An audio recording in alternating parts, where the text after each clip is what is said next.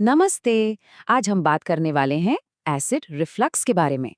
ये वो जलन है जो अक्सर लोगों को बहुत परेशान करती है।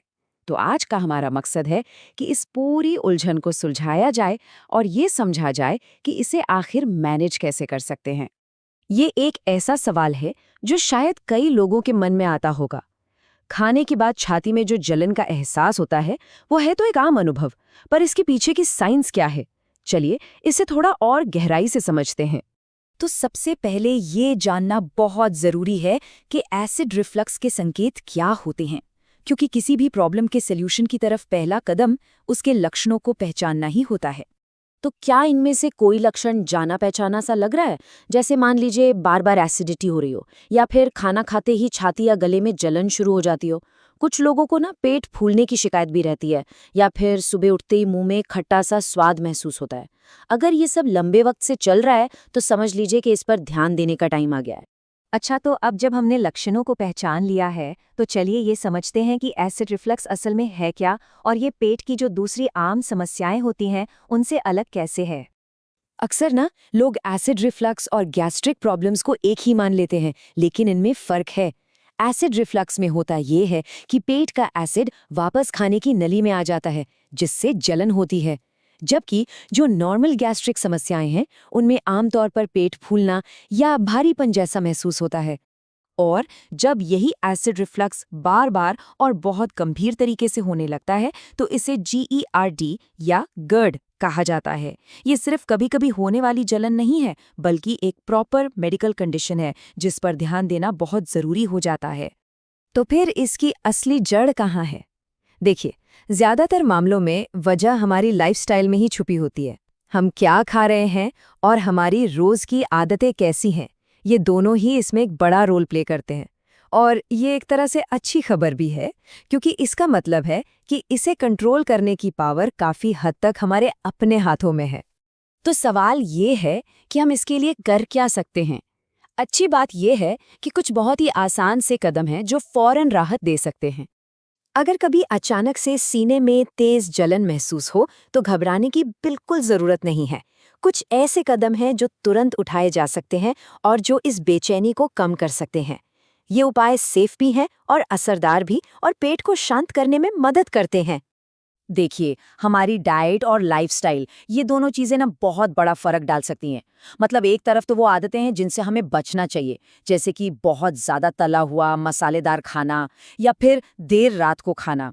और दूसरी तरफ है अच्छी आदतें जिन्हें अपनाना है, जैसे टाइम पर खाना और खाते ही तुरंत लेटना नहीं।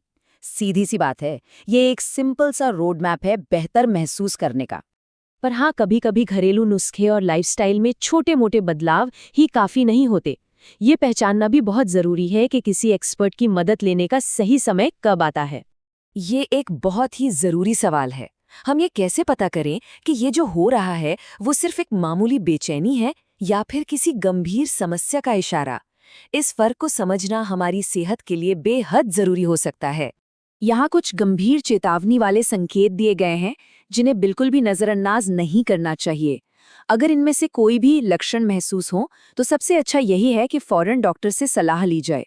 ये शरीर का हमें ये बताने का तरीका है कि अब उसे प्रोफेशनल मदद की जरूरत है।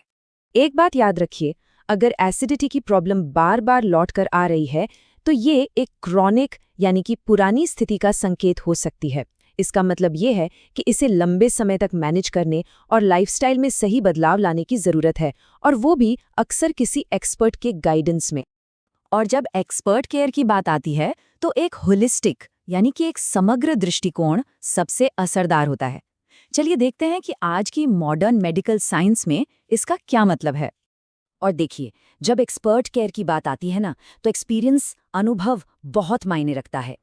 डॉक्टर रमेश मकाम जैसे जो एक्सपर्ट्स हैं, उन्हें इस फील्ड में 45 साल से भी ज्यादा का तजुर्बा है। सोचिए, इसका सीधा मतलब है कि उन्होंने न जाने कितने ही मरीजों को ठीक होने में मदद की होगी। और ये सिर्फ कोई दावा नहीं है।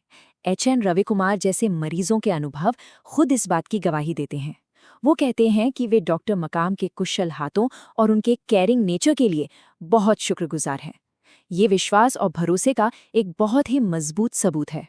आज की जो मेडिकल केयर है वो सिर्फ लक्षणों का इलाज नहीं करती, वो एक होलिस्टिक अप्रोच अपनाती है जिसमें इंटीग्रेटेड दवा, मिनिमली इन्वेजिव सर्जरी, मतलब ऐसी सर्जरी जिसमें बहुत छोटे कट लगते हैं और रिकवरी तेजी से होती है, और सबूतों पर आधारित इलाज शामिल हैं ताकि मरीज जल्दी और अच्छे से ठीक हो सके।